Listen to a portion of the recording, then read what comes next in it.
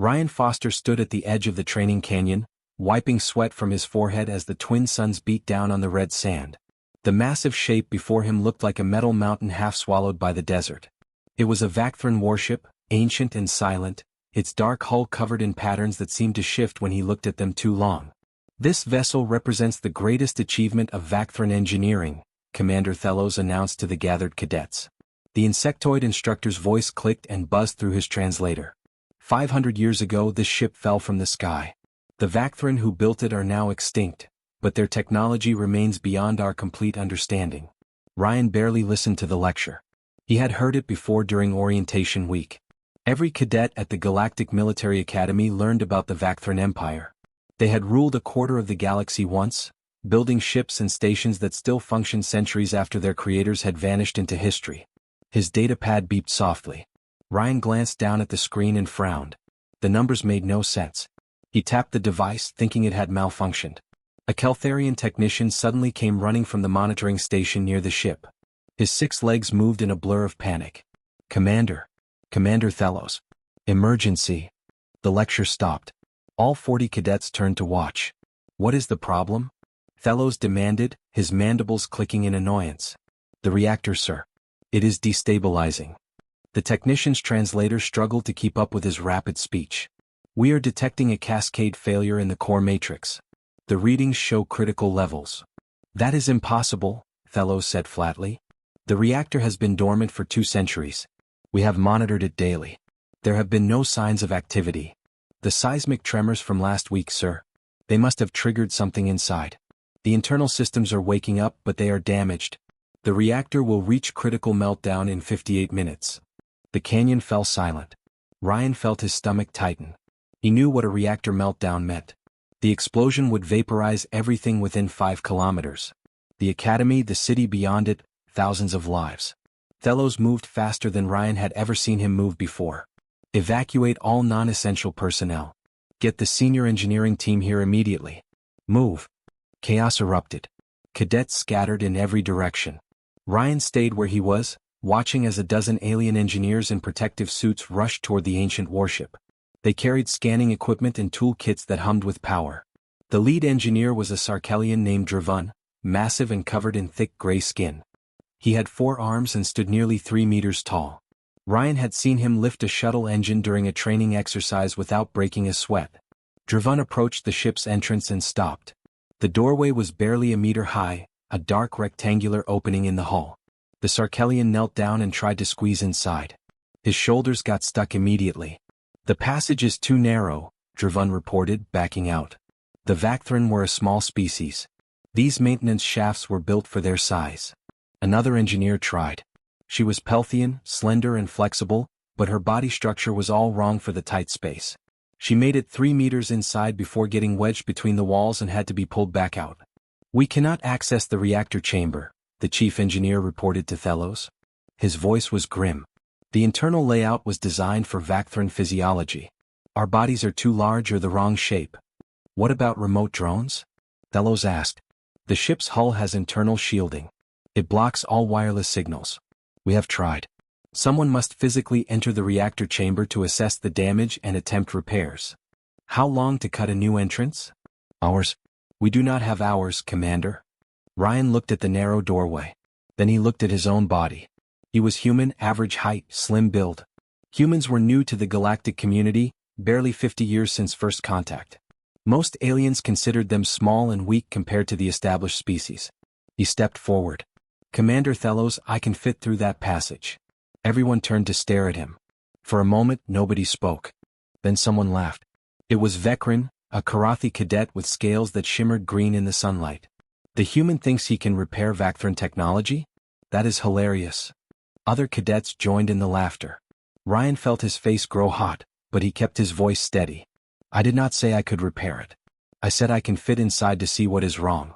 "Cadet Foster," Thelos said slowly, "Vacthran reactor systems are extraordinarily complex.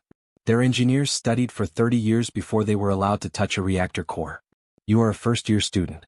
You have been at this academy for 3 months." "Yes, sir.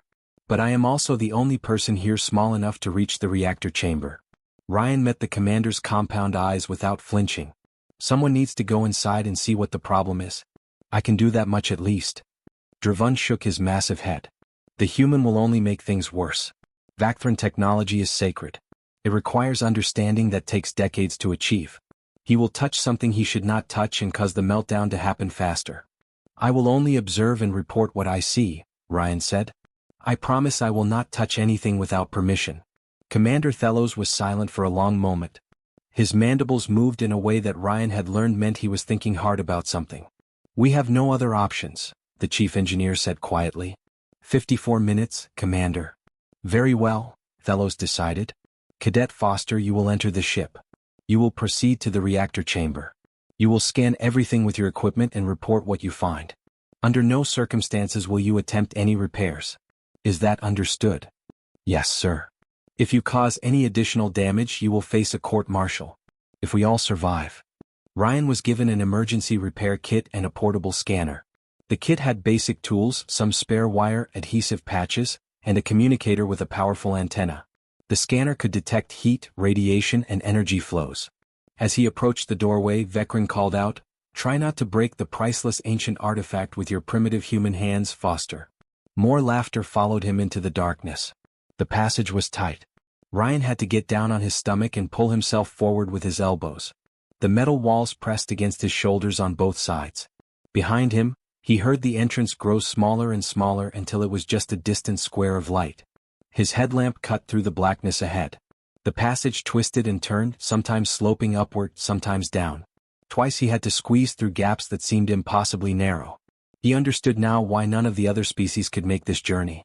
After what felt like forever but was probably only 10 minutes, the passage opened up. Ryan crawled out into a vast chamber and stood up, gasping. The reactor chamber was beautiful.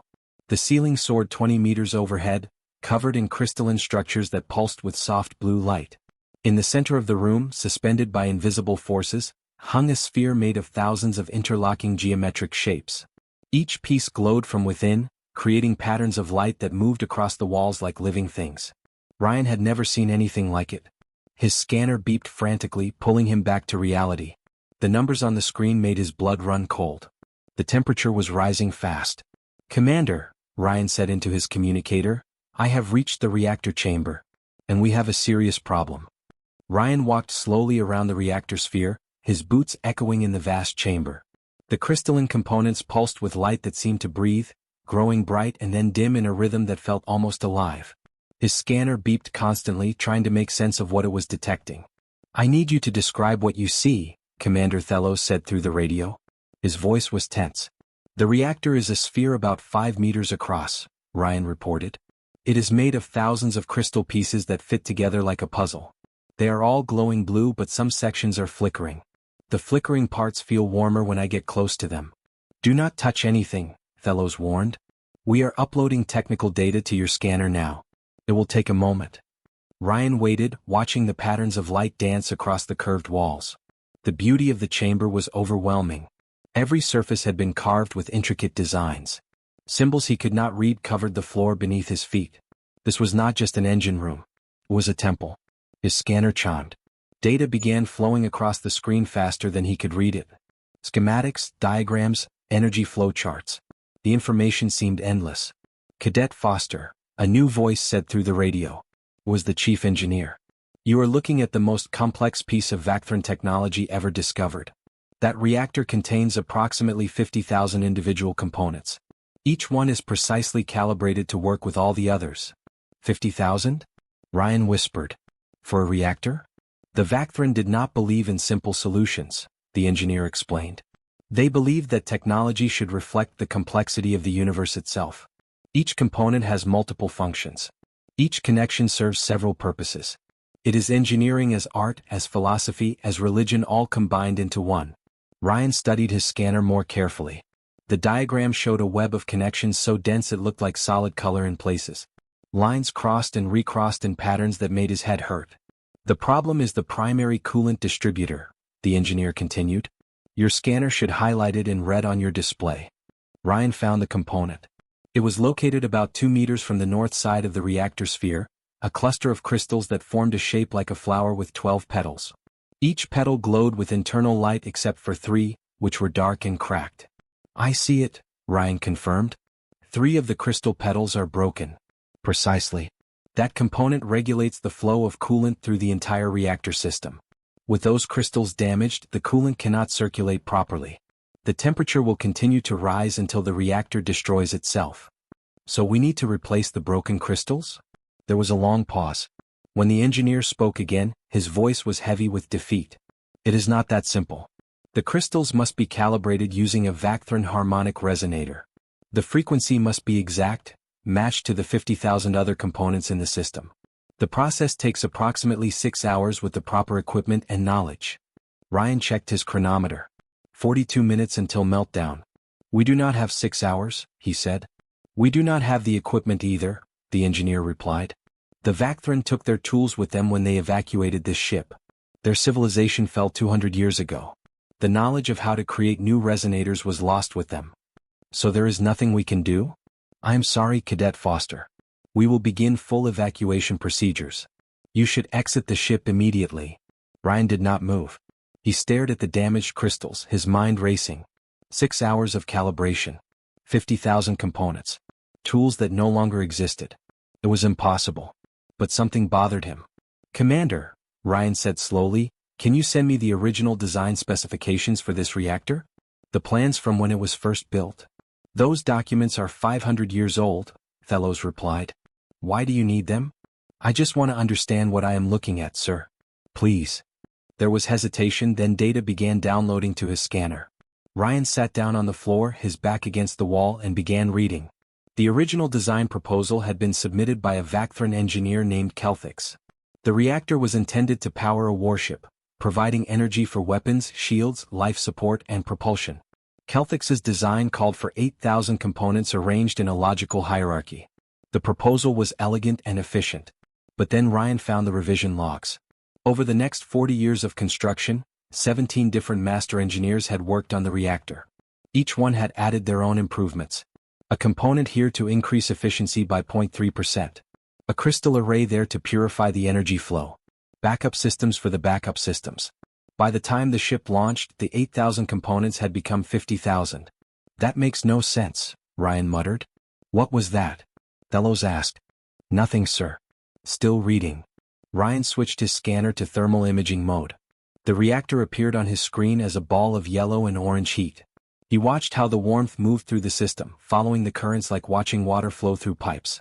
The heat traveled in specific paths, rivers of energy that wound through the crystalline structure. But as Ryan traced the flows, he noticed something strange. Some of the components were not carrying any heat at all. They just sat there, glowing with light but doing nothing. He zoomed in on one cluster. The scanner identified it as the sacred energy distributor of the third harmonic.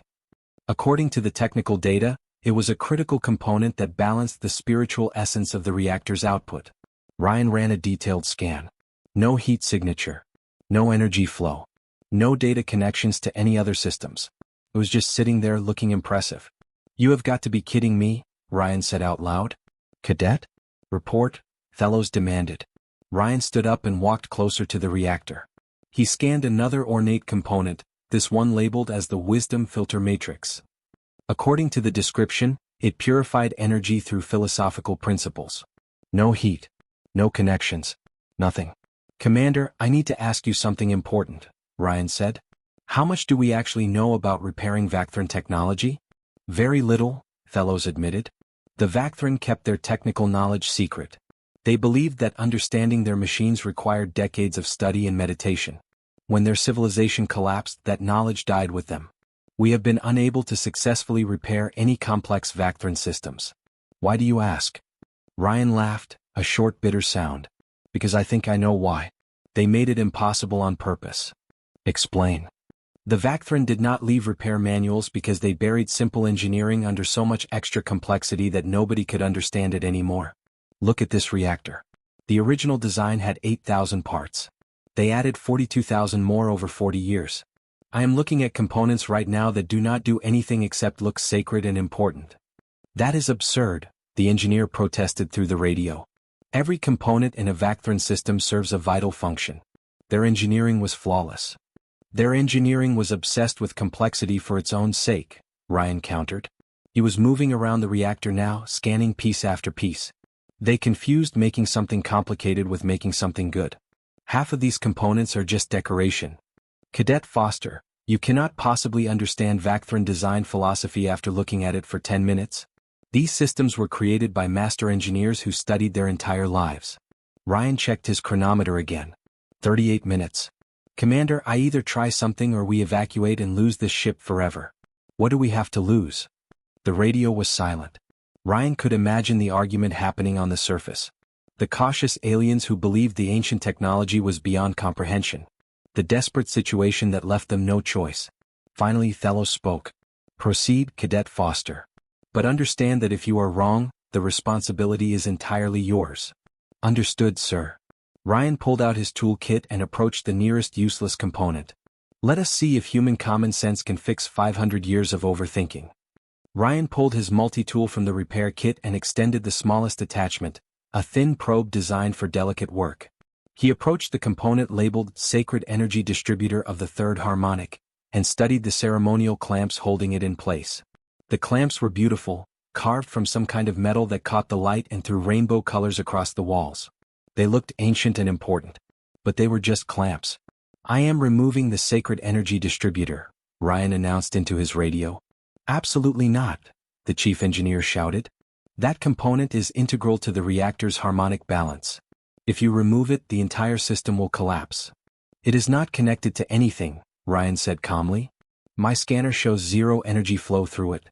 It is just sitting here looking pretty. The scanner must be malfunctioning. Vacthran components operate on principles we do not fully understand. You cannot trust simple measurements. Ryan ignored him. He carefully released the first clamp. Nothing happened.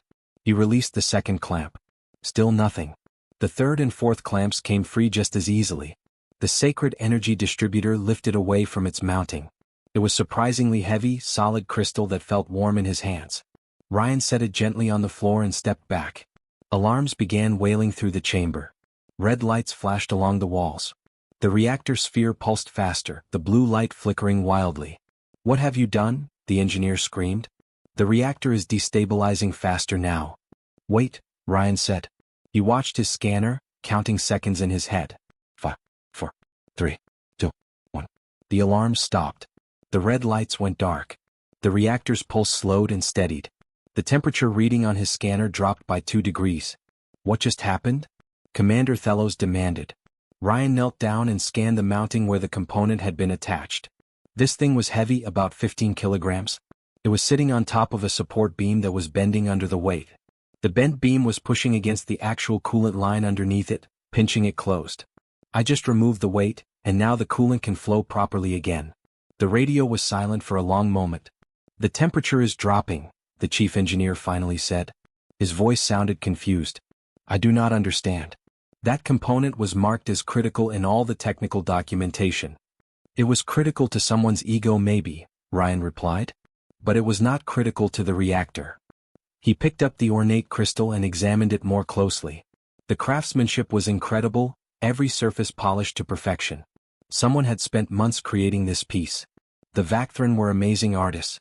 But they were terrible engineers. Ryan moved to the next suspect component. The wisdom filter matrix was larger, a complex arrangement of crystals that formed a geometric pattern in 3 dimensions. According to his scanner, it was wired directly into the main power flow from the reactor core. He traced the connections carefully. Power came into the matrix from one side and exited from the other. But the scan showed that the energy level dropped by about 8% passing through it. The matrix was not filtering anything. It was just wasting power. Found another problem, Ryan announced. The wisdom filter matrix is creating unnecessary resistance in the power flow. It is making the reactor work harder than it needs to. That matrix balances the philosophical principles of the energy output, the engineer protested. It cannot be removed. It is a resistor, Ryan said flatly. A really expensive, really complicated resistor that serves no purpose except to make the reactor less efficient. He began disconnecting the input leads. Cadet Foster, I am ordering you to stop, the engineer said. You are destroying priceless technology. I am fixing a broken machine, Ryan replied. He carefully pulled the matrix free from its housing. The reactor flickered once, then stabilized. The temperature dropped another 3 degrees. Commander Thelos spoke, his voice measured and careful. Continue, Cadet. But proceed with caution. Ryan worked faster now. He found a component called the Eternal Harmony Synchronizer that was supposed to align the reactor's output with cosmic principles. It turned out to be 6 crystal spheres that spun slowly on magnetic bearings, doing absolutely nothing except looking mystical. He found the Divine Balance Regulator, which was actually creating an imbalance by adding weight to one side of the reactor's suspension field. He found backup systems that had their own backup systems, none of which had ever been activated in 500 years because the primary systems never failed. Each component he removed made the reactor more stable. The temperature continued to drop degree by degree. But the main problem remained. The damaged coolant distributor still had 3 broken crystals, and the reactor was still slowly overheating despite Ryan's improvements. He checked his chronometer. 28 minutes until meltdown. The primary damage is still there, Ryan said. I need to fix the coolant distributor somehow. We have already explained that is impossible without the proper calibration equipment, the engineer said. Even if you could replace the crystals, they must be tuned to match the exact frequency of every other component in the reactor. The harmonic resonance must be perfect. Ryan studied the damaged component on his scanner.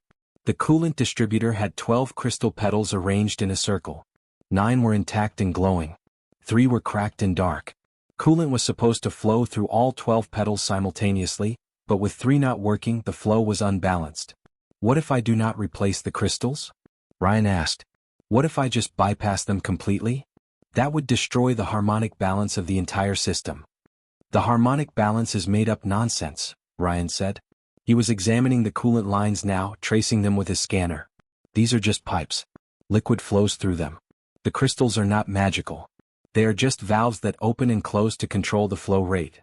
He pulled wire from his repair kit, standard copper conductor rated for high temperatures. It was nothing special, just basic wire that every engineer carried. He also grabbed the magnetic clamps and his roll of industrial adhesive tape. Cadet, what are you doing? Thelos asked. I am creating a bypass, Ryan explained. He traced the coolant line from before the damaged distributor to after it. The coolant needs to go from here to here. The distributor is supposed to split it into 12 streams, balance them, then recombine them. But if I just run a line around the whole distributor, the coolant can flow freely without any balancing needed. That is insane, the engineer said. The 12-fold division is essential to the Vacthran cooling philosophy. The 12-fold division is over-engineering, Ryan countered. He was working as he talked, running wire along the outside of the reactor sphere. Coolant removes heat. That is all it does. It does not need philosophy. It needs to flow. He used the magnetic clamps to hold the wire in place against the reactor's surface.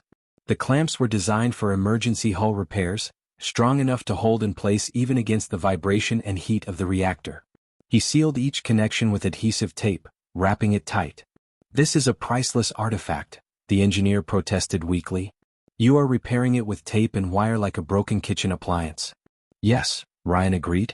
Because at the end of the day that is all it is. A machine that got too complicated for its own good. He worked his way around the reactor, creating a simple loop that carried coolant past all the damaged sections. It was crude and ugly, his wire and tape standing out against the beautiful crystalline structure like a scar across a work of art. But it worked. The coolant began flowing through his bypass. The temperature readings changed immediately. The hot spots around the damaged distributor cooled as fresh coolant reached them. The reactor's pulse slowed, steadied, became regular like a heartbeat. Ryan stepped back and checked his scanner. The temperature was dropping steadily now. Not fast but consistent. 18 minutes until meltdown. Except there would not be a meltdown anymore. Temperature is stabilizing, he reported. The bypass is working. Nobody responded for a long moment.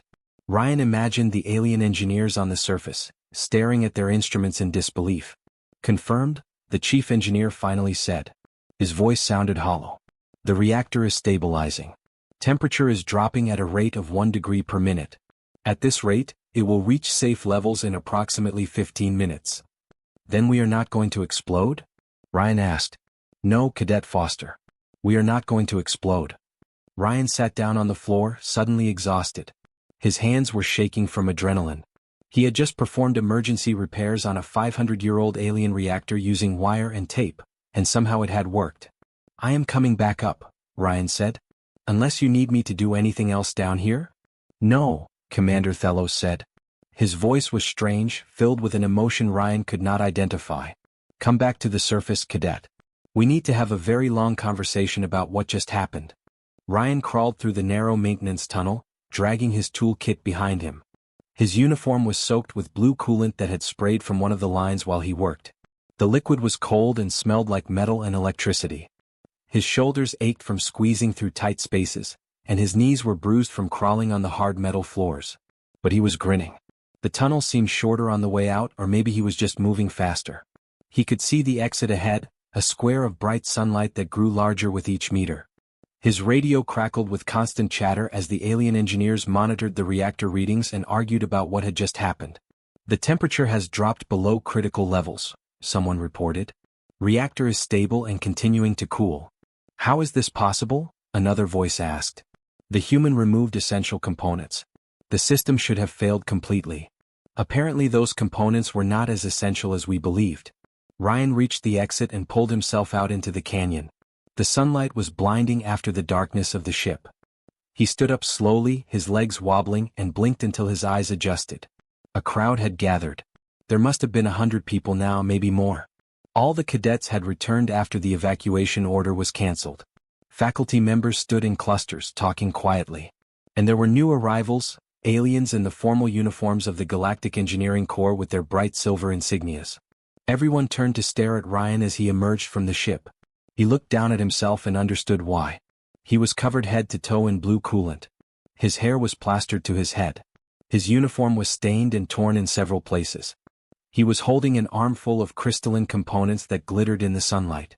Commander Thelos approached quickly, his insect legs clicking on the stone. Cadet Foster, are you injured? No sir, just wet.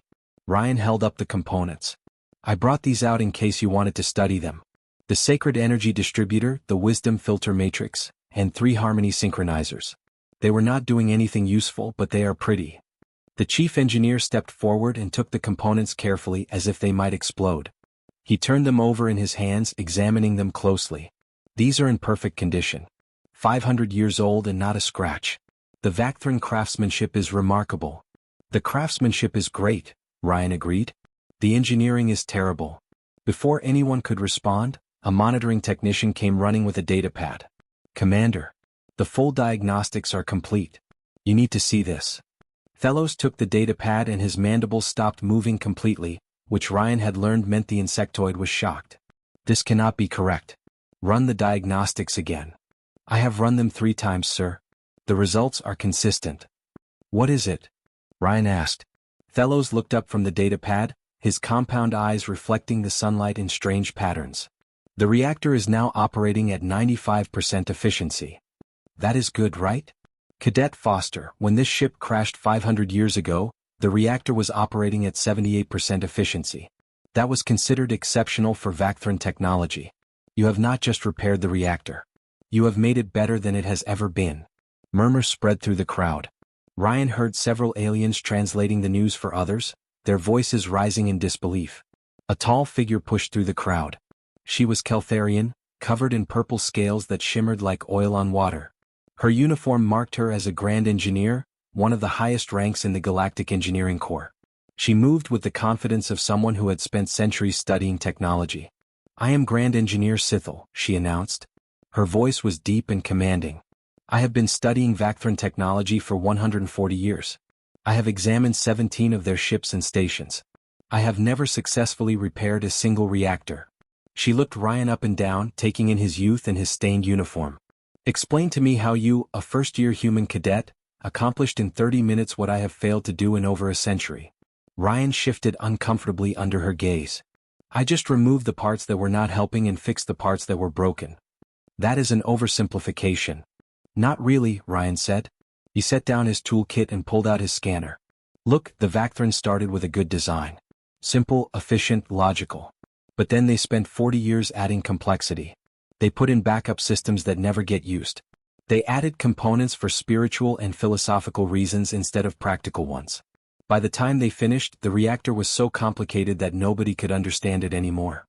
Sithel took the scanner and reviewed the data Ryan had collected. Her eyes moved rapidly across the screen. You are saying that the Vacthran over-engineered their own technology? Yes, ma'am. They built a basic engine and then buried it under so much extra stuff that it barely worked. The sacred energy distributor was just dead weight pressing on a coolant line. The wisdom filter matrix was wasting 8% of the reactor's power for no reason. Once I removed those problems, the reactor could work the way it was originally designed to work. But the harmonic balance, the chief engineer protested.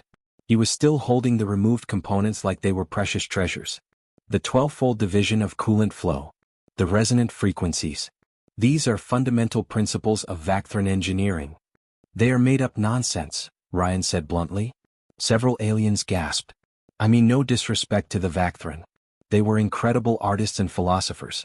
But good philosophy does not make good engineering. Coolant removes heat. It does not need to be balanced across 12 streams with perfect harmonic resonance. It just needs to flow. Grand Engineer Sithel handed back the scanner. She was quiet for a long moment, her face unreadable. Then she did something that surprised everyone. She laughed. It was a strange sound, deep and rumbling. 140 years, she said, shaking her head. 140 years I have studied these machines with reverence and awe. I treated them as sacred mysteries to be understood through careful research and meditation. And this human child looks at the same reactor and sees a broken machine that needs fixing. I am sorry if Ryan started. No, Sithel interrupted. Do not apologize. You have taught me something valuable today. She turned to address the crowd. We have been approaching Vacthran technology all wrong. We assumed that because it is complex, it must be advanced. We treated their engineering as if it were magic beyond our understanding. But Cadet Foster is correct. They over-engineered everything until it became fragile and impossible to maintain. Drivun, the massive Sarkellian cadet who had mocked Ryan earlier, stepped forward. So the human way is better? We should just rip apart ancient technology and rebuild it with tape and wire. The human way is practical, Sithel replied. And practical solutions are often better than complicated ones. She looked at Ryan with something like respect. What you did today should have been impossible. Every expert said it could not be done. The Vacthran themselves probably could not have repaired this reactor, because they had forgotten how simple it was supposed to be. Commander Thelos cleared his throat. Cadet Foster, the Galactic Engineering Corps would like to officially examine your repairs. We need to understand exactly what you did and document it for future reference. Of course, sir. Additionally, Thelos continued, I am promoting you to Engineering Specialist, effective immediately. You will be assigned to study other Vacthran artifacts in our collection. If your methods can be applied to other technology, you may have just solved a 200-year-old problem. Ryan felt dizzy. When he woke up this morning, he was a nobody cadet that everyone made fun of. Now he was standing in front of the most respected engineers in the galaxy, being praised for fixing something they said was impossible. Thank you, sir, he managed to say. Also, Thelos added, you will need to write a detailed report explaining your repair methodology. And you will present it to the faculty and the engineering corps next week. A presentation? Ryan's stomach sank. He hated presentations. Yes. We need to understand how you think, how you approach problems. Your perspective is clearly very different from ours. Thelos's mandibles clicked in what might have been amusement. Perhaps it is time we learn to see technology through human eyes. Grand Engineer Sithel nodded in agreement. The galaxy has much to learn from your species, Cadet Foster. We have been spacefaring for thousands of years, but sometimes fresh eyes see more clearly than experienced ones. The crowd began to disperse, aliens talking excitedly among themselves. Ryan heard fragments of conversation as they passed. Did you see all that coolant on him? I cannot believe it actually worked. Maybe humans are not as primitive as we thought. Vecran, the Karathi cadet who had laughed at him earlier, approached hesitantly. Foster, I owe you an apology. I should not have mocked you. It is okay, Ryan said. You were not wrong to be skeptical. What I did was pretty crazy. It was brilliant, Vecran corrected. And I hope you will teach me sometime. I want to learn how humans think about problems. As the canyon slowly emptied, Ryan sat down on a rock and looked at the ancient warship. It squatted in the sand like a sleeping giant, its reactor humming peacefully inside. 500 years of mystery, solved in half an hour with wire and common sense. He laughed quietly to himself. Wait until his family heard about this. Ryan sat in a small office deep inside the Academy's engineering building, staring at a blank screen. He had been trying to write his repair report for 3 hours now, and all he had was a title and his name at the top of the document. Commander Thelos knocked on the open door and entered. How is the report coming along, Cadet Foster? Not great, sir, Ryan admitted. They want me to explain my methodology, but I do not know what that means. I just fixed a broken machine. Thellos settled into a chair that creaked under his weight. Perhaps that is exactly what you should write. Explain it simply, the way you would tell a friend. Ryan thought about that for a moment, then began typing. His fingers moved quickly across the keyboard once he stopped trying to sound impressive and just wrote the truth. An hour later, he sent the completed report to the engineering corps. It was only 3 pages long. The introduction said, "When something is broken, you find what does not work, remove what gets in the way, and fix the problem with whatever tools you have." That is all I did. The next morning, Ryan was summoned to the main lecture hall. He expected a small meeting with a few engineers. Instead, he found over 300 aliens packed into the auditorium. Grand Engineer Sithel stood at the podium waiting for him. "Cadet Foster, thank you for joining us," she said. "We have read your report. It is the shortest technical document ever submitted to the Galactic Engineering Corps, and possibly the most important." Ryan walked to the front of the hall, feeling every pair of alien eyes on him. He had never spoken in front of this many people before. His hands were sweating. "Your report claims that Vacthran technology is not actually advanced," Sithel continued. "You say it is the opposite. Overcomplicated and poorly designed. These are controversial statements." "I do not mean to insult anyone," Ryan said quickly. "The Vacthran were amazing at many things. But their engineering philosophy made their machines impossible to maintain." A Karathi engineer stood up in the back row. "You are a first-year student. You have been studying engineering for less than a year. What gives you the authority to judge a civilization that built an empire?" Ryan took a breath. "I am a human. We are good at fixing things. On Earth we have a saying, if it is broken and you can make it work, you are an engineer. We do not care about philosophy or tradition. We care about results." Before anyone could respond, the lights in the auditorium flickered. A deep humming sound filled the room, coming from everywhere and nowhere at once. Ryan felt it in his chest, a vibration that made his teeth buzz. "What is happening?" someone shouted. The main screen at the front of the hall lit up with blue light. Symbols appeared, flowing across the display in patterns that hurt to look at directly. The Vacthran language, ancient and complex. "It is the warship," a technician called out from his station.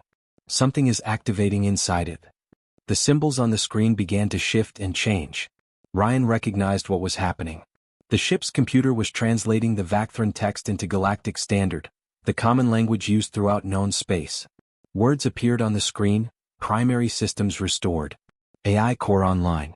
I am Sentinel Valker, intelligence unit of Warship Eternal Radiance. Accessing historical records. Time elapsed since last activation: 512 years, 4 months, 17 days. The auditorium fell completely silent. "This is impossible," Grand Engineer Sithel whispered. "The AI should be completely non-functional after 5 centuries without power." More text appeared: reviewing cause of emergency shutdown. Reactor failure due to accumulated maintenance requirements. Repair records indicate maintenance crew size insufficient to service all systems. Accessing current status. Reactor operating. Efficiency rating, 95%. This exceeds original specifications by 17%. Ryan felt his heart racing. The ship's AI was waking up, and it was confused about why the reactor was working better than it should. Query: what repair methodology was used? The AI asked. Scanning recent maintenance logs. No logs found. Scanning physical modifications to reactor chamber. Multiple sacred components removed. Bypass systems installed using primitive materials. This repair violates all established protocols. Here we go, Ryan muttered. He was about to be scolded by a 500-year-old computer program. Analysis complete, the AI continued. Removed components were non-functional decorative additions installed during construction Phase 3 through Phase 7. Their removal improved system efficiency. Bypass systems are crude but effective. This repair demonstrates understanding of core engineering principles that construction crews had lost. The text paused as if the AI was thinking. Then new words appeared, larger and brighter than before. Historical analysis. Vacthran civilization collapsed due to technological unsustainability. Ships became too complex to maintain. Training new engineers required decades. Fleet maintenance consumed 40% of Imperial resources in final century. Simplification was proposed multiple times by radical factions but rejected by traditionalists who believed complexity demonstrated superiority. Ryan read the words twice to make sure he understood. The Vacthran had destroyed themselves by making everything too complicated. The human repair methodology represents the engineering philosophy that Vacthran civilization needed but rejected, the AI stated. Simple, practical, focused on function over form. I recommend adoption of this methodology for all future Vacthran technology maintenance. Grand Engineer Sithel stood frozen, staring at the screen. A Vacthran AI is telling us to abandon Vacthran engineering principles. I never thought I would see this day. The AI had more to say. Request permission to share complete technical documentation with human cadet Ryan Foster. This documentation includes simplified maintenance procedures for all Vacthran systems. These procedures were created by reform-minded engineers but suppressed by traditional authorities. I calculate 73% of non-functional Vacthran artifacts in galactic museums could be restored using these procedures. Permission granted, Sithel said immediately. Upload everything. Ryan's datapad chimed as gigabytes of information began downloading. Schematics, repair manuals, design philosophies that had been hidden for centuries. The Vacthran reformers had known their civilization was in trouble, but they had been silenced by those who refused to change. The AI sent one final message, to Cadet Ryan Foster. You accomplished in 30 minutes what my creators could not achieve in 300 years. You saw past the illusion of complexity to the simple truth underneath. This is wisdom. The Vacthran forgot that the purpose of technology is to serve, not to impress. Do not let your species make the same mistake. The screen went dark. The humming stopped. Ryan stood in silence, holding a datapad full of secrets that could change everything. Commander Thelos was the first to speak. Cadet Foster, it appears your assignment has expanded significantly. You now have access to knowledge that we thought was lost forever. What do you want me to do with it, sir? Teach us, Sithel said. She walked down from the podium to stand in front of Ryan. The Engineering Corps is assigning you as a special consultant. You will work with teams across the galaxy to restore Vacthran technology using these new procedures. And you will train others in your methodology. I am just a first-year student, Ryan protested. I do not know enough to teach anyone. You know the most important thing, Sithel replied. You know that simple solutions are often the best solutions. That is a lesson the galaxy has forgotten. Over the following weeks, Ryan found himself busier than he had ever been in his life. He worked with engineering teams from a dozen different species, teaching them to look at technology differently. Stop treating it like magic. Stop assuming complexity means quality. Find what is actually broken and fix it in the simplest way possible. The results were dramatic. A Vacthran space station that had been dark for 2 centuries lit up after Ryan's team removed 40% of its systems. An ancient communications array started working when they replaced its elaborate crystal matrices with basic copper wire. A defensive platform that required a crew of 50 to operate was simplified down to a crew of 5. The Academy created a new course called Practical Engineering Philosophy. Ryan taught it twice a week to a lecture hall that was always packed beyond capacity. Aliens came from across the galaxy to attend, some traveling for weeks just to hear a human explain why simple was better. On the first day of each new term, Ryan always started with the same introduction. My name is Ryan Foster. I am human. My people are new to the galaxy, and we do not know much about your advanced technology. But we know how to fix things. Today I am going to teach you the most important engineering principle in the universe. If something is broken, find the simplest way to make it work again. Everything else is just decoration. He would then hold up a piece of copper wire and a roll of adhesive tape. These are the tools that saved a 500-year-old warship. They cost almost nothing. They are not impressive or beautiful. But they work. And in engineering, working is all that matters. The course became famous throughout the Galactic Engineering Corps. Other species began adopting what they called Deathworlder repair philosophy. The name came from humanity's reputation for surviving on a dangerous planet where everything tried to kill them. Humans learned to be practical because they had to be. They could not afford complexity when a simple mistake meant death. Ryan graduated from the academy 2 years later with the highest honors. He was offered positions at prestigious research institutes and wealthy corporations. He turned them all down and instead joined a small organization called the Restoration Initiative. They traveled from world to world, finding ancient technology that everyone said was impossible to repair, and making it work again using simple, practical methods. Everywhere he went, Ryan carried the same tools. Wire, tape, magnetic clamps, and a multi-scanner. And everywhere he went he proved the same point: the galaxy did not need more complexity. It needed more common sense. Grand Engineer Sithel retired after 160 years of service. On her last day she gave a speech to the engineering corps. "I spent most of my life making things more complicated," she said. "I believed that complexity was sophistication. Then a human child showed me I was wrong. He taught me that the best engineers are not the ones who create the most elaborate systems. They are the ones who solve problems in the simplest way possible." That is a lesson worth remembering. Ryan Foster became the youngest Grand Engineer in galactic history at age 32. He never stopped teaching, never stopped fixing things, and never forgot the moment he crawled into an ancient warship and decided to trust his instincts over 500 years of tradition. The Vacthran had been right about one thing. Technology should reflect truth about the universe. They had just missed the most important truth of all. Simple is usually better.